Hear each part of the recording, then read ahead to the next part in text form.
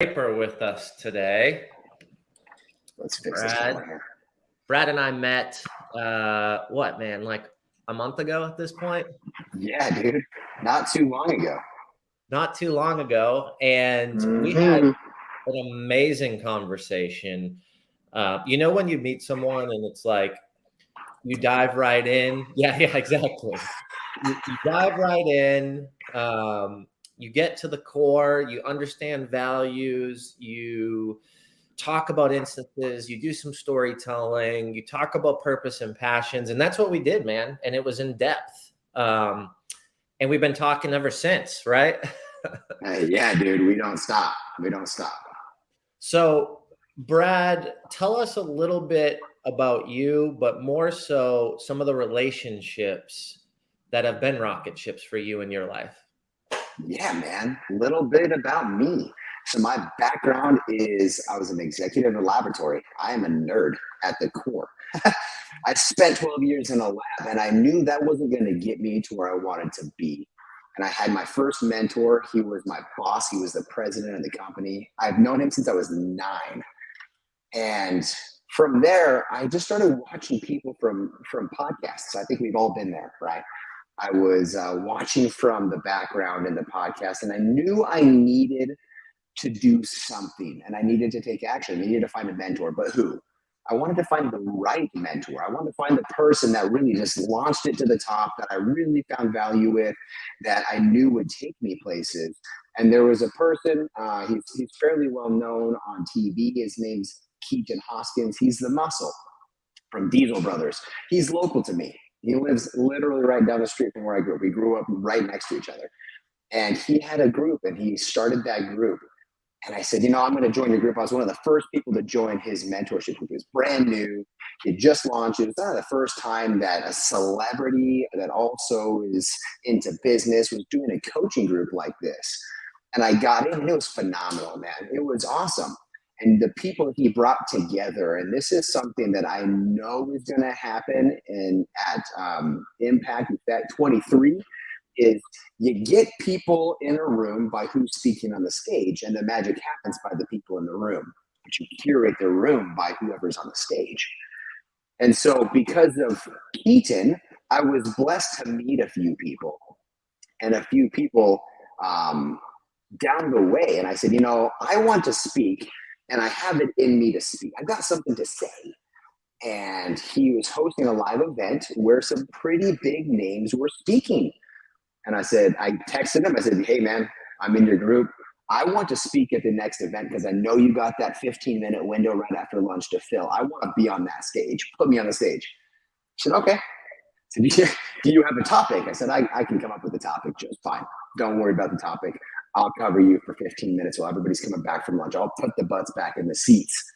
And I was blessed to share the stage with Ed Milet, Andy Frisella, Brad Lee, Dan Fleischman, all these people, and became friends with quite a few of them. That would have not happened had I joined this group to be with Keaton Hoskins.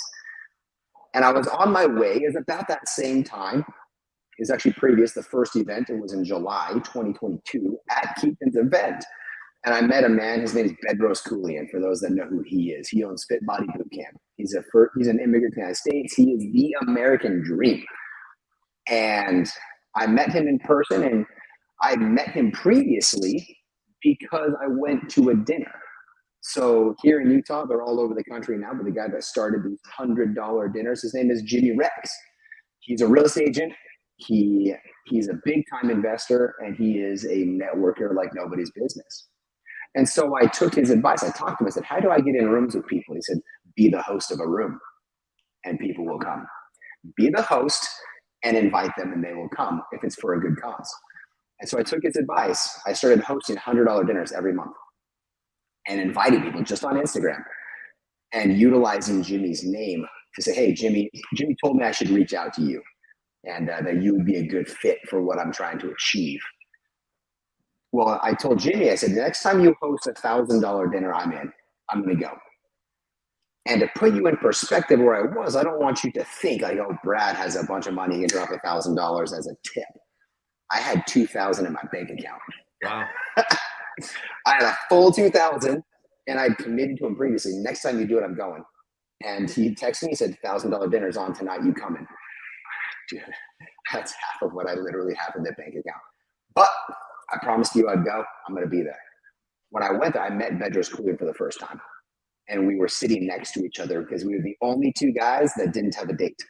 And so I met Bedros there. He invited me to his house to a thing called Suckfest. I later met Bedros again, and I got his cell phone and became friends with him and started sending me to these different people and getting on different tracks. Well, that takes me all the way. This is going to be a little long of a train ride. That took me to another relationship that I worked with that gentleman for a little period of time. And it took me into another relationship. His name's Jason Haugen. And Jason is connected like crazy. I know, Jim, you've recently met Jason. I don't know if you knew him before, but if you recently met Jason, I've been with Jason for about a year. And getting connected in his circle and his spaces just took me up the line. Because here's the magic of the truth. When you're in a room with somebody, you're on the same level. It doesn't matter how much you're worth. It doesn't matter how much they're worth. If you paid to be in a room and they paid to be in a room, it doesn't matter if they're worth 1,000 times you. You are same value at that point in time because you both paid to be in the same room at the same dollar amount. And I met Bedros Keuilian we both paid $1,000 to sit at this table and eat tacos. And it was a wonderful experience and a wonderful cause. Were the tacos good? Were they worth $1,000? They were amazing. They were worth $1,000. They were worth a lot more than that, weren't they? They were worth $40,000. 40,000. So there were 40 of us, and we donated $40,000 to this restaurant during COVID. So they didn't have hardly any business, and we brought them 40 G's with 40 people at a restaurant that's designed to hold about 15 to 20 at most. So we packed the house, really got to bless those people, but even more so the communication, the networking that we were able to do and bless people along the way. And I met Jason, and then because I met Jason, I met a dude named Craig Siegel. And then Craig invited me to go to Beverly Hills. I go to Beverly Hills, and who do I meet? Jim Morris. That led me to Jim Morris. Literally going to Keaton's event a year and a half ago, or joining his group a year and a half ago, led me to this moment. If you start tracing back to different relationships that brought me here, and those relationships go all over the place. It got me to start a podcast. So I have my own podcast. Because of the podcast, I landed TEDx. And speaking on TEDx, they branch out like a spider web. It's like one of those, where is the point of origin? What was first, the chicken or the egg? You can't really find it. No. But at the end of the day, it would have never happened had I stayed in a laboratory and not formed relationships. I was asked, go ahead. So I got a question for you. Let's hit it. Where do you think you'd be today if you didn't show up and take a risk?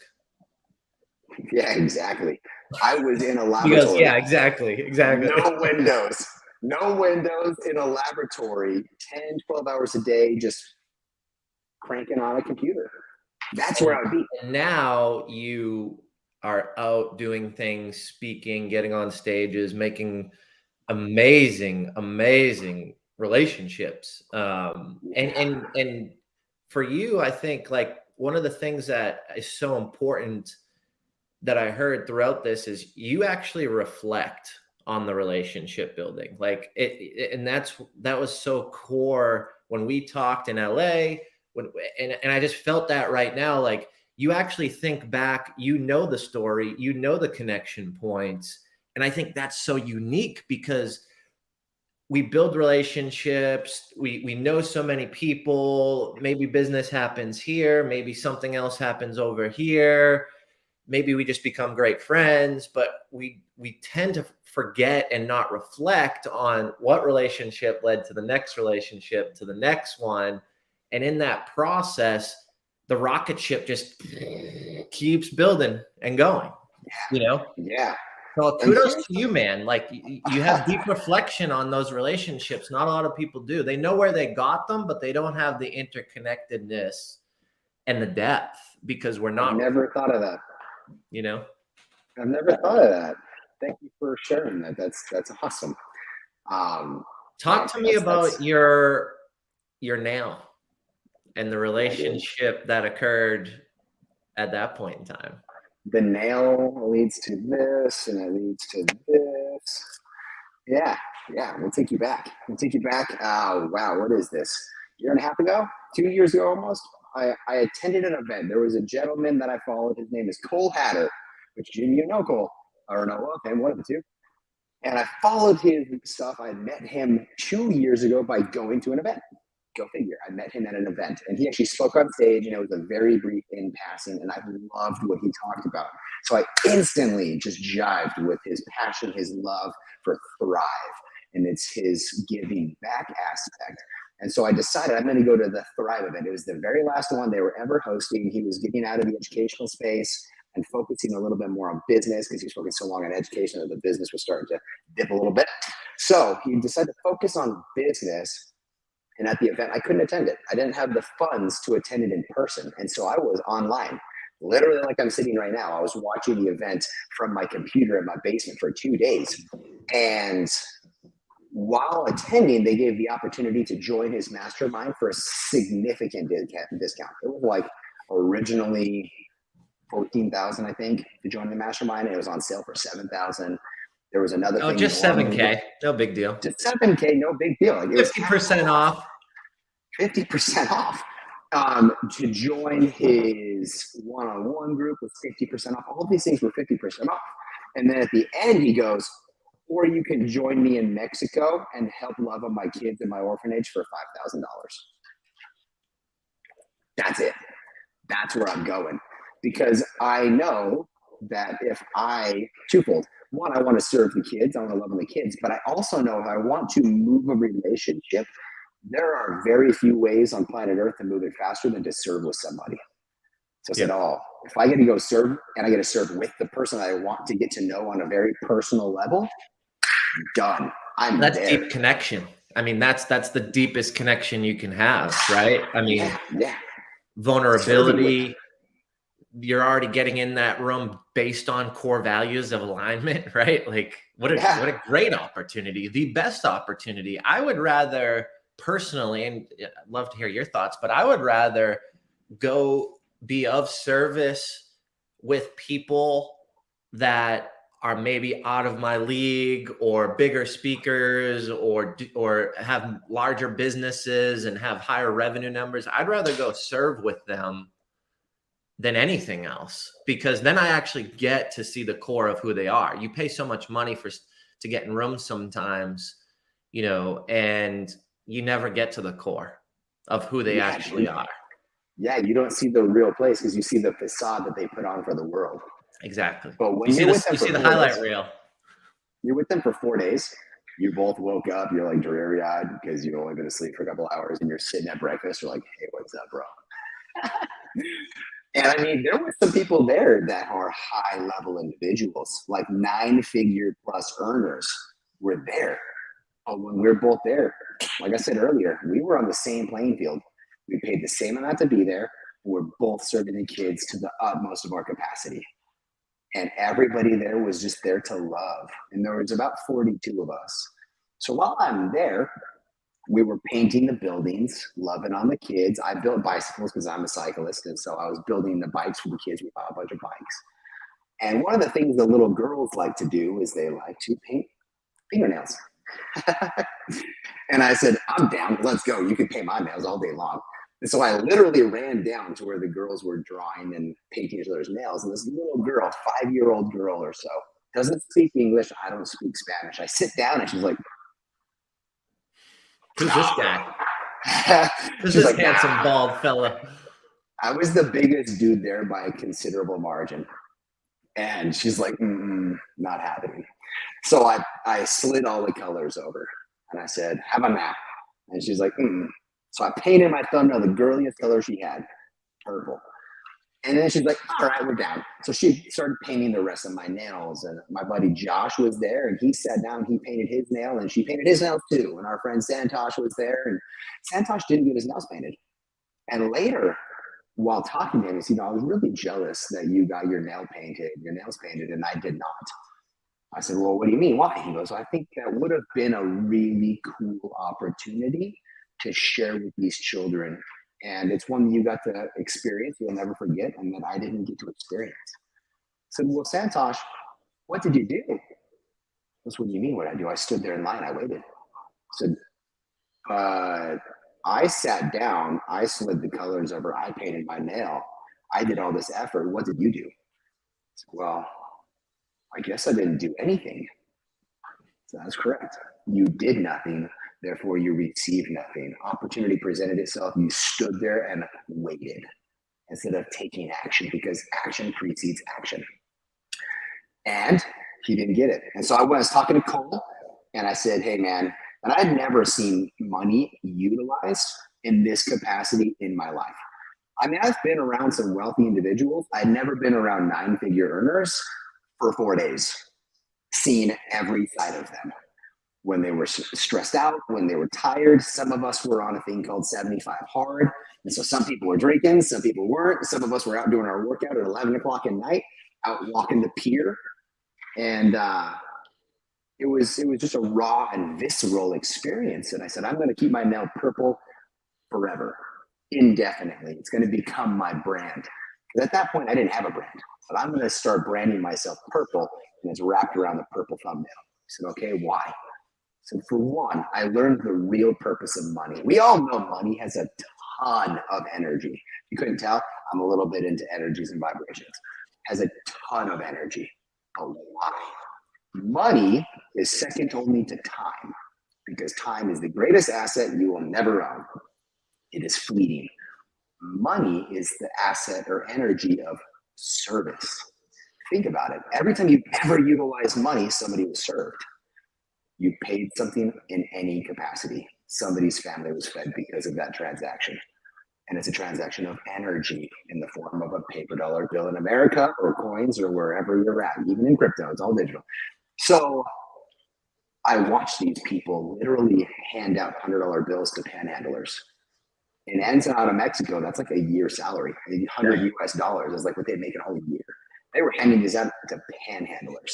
Wow. Because they ran out of their 1s, 5s, 10s, and 20s, and they had hundreds left. So they were handing out hundreds to people. And I said, I've now witnessed the power of money in the capacity of serving. And then 2, when an opportunity presents itself, you must take action. Because if you don't take action, you will never receive whatever the opportunity would have given you. And his response was beautiful and eloquent and just amazing. He said, it is fantastic to serve in your neighborhood community, and you should. It's fantastic to serve in the food kitchen or to serve a mission. That's how he went there, is he served a mission building buildings for YWAM, which is one of the larger Christian service communities in the world. And he said, that's awesome and all, but somebody paid for the building, somebody paid for the food, and somebody paid for the mission. Why not you? It's powerful. It is our obligation to become stupid rich so we have a stupid reach. I was like,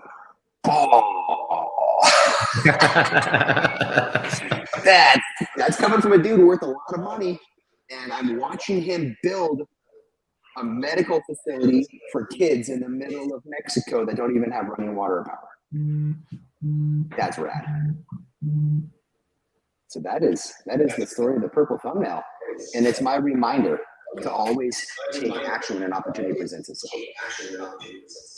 So that relationship with that little girl created some core values, some thought processes, some changes in your mindset, which sounds like it allowed you to have a deeper relationship with yourself. Yes. Right? Because you learned some things, you saw things in different perspectives. So not only did you build a relationship with the little girl, and she clearly left an impact on you, but you took it to that next level, brought it into yourself, the relationship with yourself, how you wanted to progress, how you wanted to live. And then there's the rocket ship, man, because it sounds like that was a pivotal moment in your life. Definitely. And I share that photo periodically with people. And I said, do you want to see the photo of a girl that's changing the world? I said, what do you mean? I show a photo of this little 5-year-old girl in Ensenada, Mexico, in an orphanage. I said, this little girl right here, she changed the world. It's amazing. That's amazing. Wow. You changed my world, right? And you impact others, right? I mean, you're impacting people on lives right now. You're impacting people on stages, right? You said you just got TEDx, Right. So tell me a little bit about TEDx, man. Yeah, dude. So stoked. TEDx, October 28th in Utah, Provo, Utah. TEDx Timpview. So for those that don't know what TEDx is, that is the launch pad, speaking of rockets, that is the launch pad to TED Talks. So that's the TED Talks YouTube page, the TED Talks app. The goal of TEDx, and that's a platform that anybody can speak at if you've been approved and you pass through the application process. You can speak, and then the goal is to land on TED's platform, to land on their YouTube, to land in their app. And then from there, you only need one person to see your video on TED that can take you everywhere in the world when it comes to speaking on a stage, to have impact, to cause influence. And I landed that because of a relationship. I landed TED Talks because of a relationship. I attended an event. This is going to be a plug for Impact Effect 23, and it never was supposed to be, but I'll take it, man. I will take it. That's right. I attended an event called Rogue World from my buddy Dusky. Dusky Rogue. Dusky Rogue. And I've known Dusky since long before he was Dusky Rogue. And he was working for Coca-Cola. And we go back several years. And it was his first event. I said, I will be there and I will be a backup speaker. I said, do you have all your speaker slots filled? He said, yes, I do. I said, perfect. I'm going to be your backup. I will be in the crowd. I will be dressed. I will have a talk ready. And if anything happens, a speaker backs out for any reason at all, dude, call me. Spot on. I will come up there and I will deliver. And you can just act as if it's part of the whole shindig. Because I've been to events where major speakers' life happens and they had to bounce. They couldn't speak. Things happen. And so I've been there when that happens, that, oh, that person would never back out. I've seen those people back out. And so I told them, don't worry, man. No stress. If somebody bails, I got you. Well, because I did that, I was able to go with the speakers, because I was a secondary speaker. I was able to go with the speakers to the dinner that night. And I sat next to the person that organizes TEDx Timpview Drive for Utah. Wow. We had a conversation, and he's like, and he messaged me the next day on Instagram. He goes, I really loved our conversation last night about business, and I want to further that conversation. I'm like, dude, I don't even remember talking about business. I was just having a conversation with you, but it left an impact. So we went to lunch, and he says, what do you want to do, Brad? What do you really want to do? I said, I want to speak. I want to be on stages. I want to cause influence and impact on people the best way I know how. And the best way I know how is to use my mouth. So let's go. And he says, I want you to submit your application to TEDx Timpview Drive. I mean, you still got to be applied, and you still have to go through the process with the board. You still need to be chosen. But you're not new to the speaking gig. And I said, well, I've been on one stage. He goes, yeah, but how many conferences have you hosted for companies? I was a VP. I was like, I had a team meeting every single day. I spoke in religious sermons every single day. Oh, it looks like our live went down. Oh, well, our Instagram live went down. I spoke at religious sermons. Wow. Constantly to thousands, because I'm very religious, and I've done religious sermons to hundreds in a congregation and thousands to a congregation many times over. And he had given me a few opportunities to practice the skill and trial what he thought. And here we are now. I'm speaking October 28th. So October 27th, I will be in Nashville at Impact Effect 23. I will leave Nashville the night of 27th so I can get up the next morning refreshed and energized and full of it from the day before to crush it on TEDx. Dude, what a weekend for you, brother. Like, let's go. Talk about showing up. Talk about bringing the energy. Like, man, you're going to be coming off of a freaking high going into this speaking engagement, dude. This is amazing. Yes, sir. It's amazing. Yes, sir. Amazing. Wow. Okay.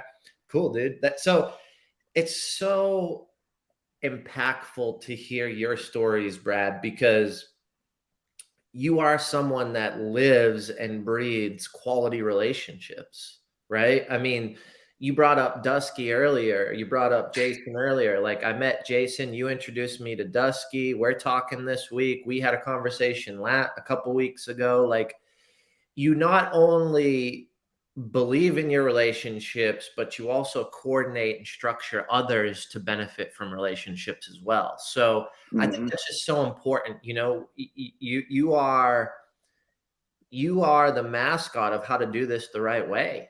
In my eyes, like, you connect the right people for the right reasons. You understand their core values. So you make it a strategic connection where both people can benefit from, or at least that's what I've experienced so far. You believe in the right relationships. You believe in showing up. You believe in getting in the room. You believe in, preparing and taking the opportunity. And look where you are today, man. It's all because of how you approach relationships. Like, you are the perfect example of relationships are rocket ships, brother. Oh, thank you. Thank you. And, it's intentional, right? There was a decision factor years ago where I made it my goal in my life's mission to just know people. That's it. I'm like, I just need to know people. And when I first got married, my wife used to get really cause that? Did something change or cause that, or was it just like the light bulb? I think the light bulb. We'll call it intuition. We'll call it revelation, right? I've always been a talker. I've always been one. My wife used to get really embarrassed. I'm the dude at the grocery store that if you're in front of me, I'm going to talk about what you're buying. We're going to have a conversation about what I have and what you have and what's similar and how we can connect. Because everybody connects. There is something you can find about something that's a genuine compliment in every respect and every capacity. There's never been a time in my life or in your life that you've had interactions with you didn't have any connection with. That just doesn't exist. If anything, we both got a beating heart. If anything, we both got a brain. If anything, we got blood flowing through us that's blue on the inside and red when it hits off. Like, we all have the same makeup. And at the end of the day, we all have access to the same ingredients to bake the cake. Sometimes those ingredients are really hard to get to, and sometimes they're really low and easy to get for other people. But at the end of the day, we all have the same opportunities and the same access is really what I'm trying to get to. You just got to make the decision. You just got to decide. I don't have the money. Dude, one of the biggest events I ever went to was free. I just had to show up. I just had to be there.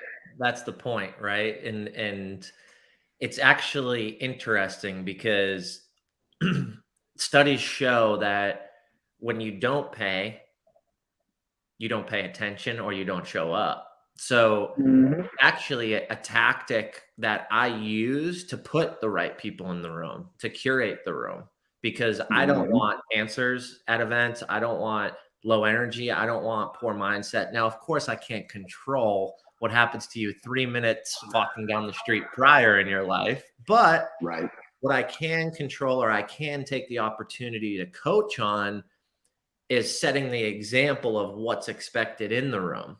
Yes. And I just think it's so important that's such an important concept, because you, my friend, are unique, right? Like, you will go to a free event, but you will prepare like you paid $40,000 to be there, right? Most people won't do that. A majority of them don't. So if you're listening and you are one of those people, like, take a little second and pat yourself on the back, because I think that's a unique trait. But to your point, it's showing up, whether you pay, don't pay. Like, you have the access that you're talking about. You just got to act on it, right? Like, I was at the airport and, I had my headphones in and I'm, doing my thing, and I can see that the cashier is getting smoked. Like, there's just 10 people in front of me, 10 people behind me. She's miserable. I have the access to maybe impact, and change her mood, emotion, crack a joke, make connection, right? But I have to act on it, and there is days where I don't act on it, right? Luckily, that day I did, and was like, oh, what'd you just sip in the back? I want one of those. You came back all fired up, right? And it was a lemonade. I ended up buying a lemonade. Wasn't even going to get a drink, but I'm like, just that interaction, that energy, that access, that connection I made with her, and then going deeper and talking about life or whatever, I watched the impact she made on the next 10 people. So yeah, we're not besties. We didn't like, yo, what's your Instagram? Hit me on LinkedIn. Let's connect. Let's do lunch next week. But just that connection, because there was access to it, impacted her. It impacted me. You know, like I'm watching her be happier with every other person. I'm like getting teary-eyed while I'm waiting for my double cheeseburger at the airport before I'm going to a speaking engagement, you know? Like people are probably like, what's this guy doing? But it's just so important, you know, because you do have the access and anybody can be anybody, you know, like that cashier could, I don't know, she could throw events and put people on stages. Who knows? You know, her best friend could do that. Her cousin could do that. Who knows where that relationship could go, but I've got to access it, build the connection and the relationship so I can have the rocket ships in life, you know? Here's an example to that. I've got a friend that makes custom shoes, custom Jordans specifically. He's exceptionally talented at it. He has customers like Floyd Mayweather, and he's here in Utah. When he was getting that company off the ground, he was driving for Uber. Yep. He was making shoes for Floyd Mayweather while driving for Uber to bridge the gap, because everything the company made, he put it back in the company. You still got to eat. You still got to pay your rent. So he was driving for Uber through the nights to cover that. So to your comment just now, that cashier could very well could throw events. It's very possible. Here's a dude, your Uber driver, you could be 1 degree away from Floyd Mayweather. Literally. Literally. Literally. Well, cool, man. I appreciate you, bro. You know, I know taking time out of your day to have a conversation takes you away from doing other things, anything in the world that you could be doing. So I'm just thankful for you spending some time with me today. And let's do this again, bro. I love our conversations.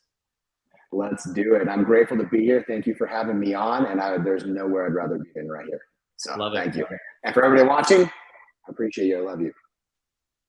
Take it easy, man. Thanks.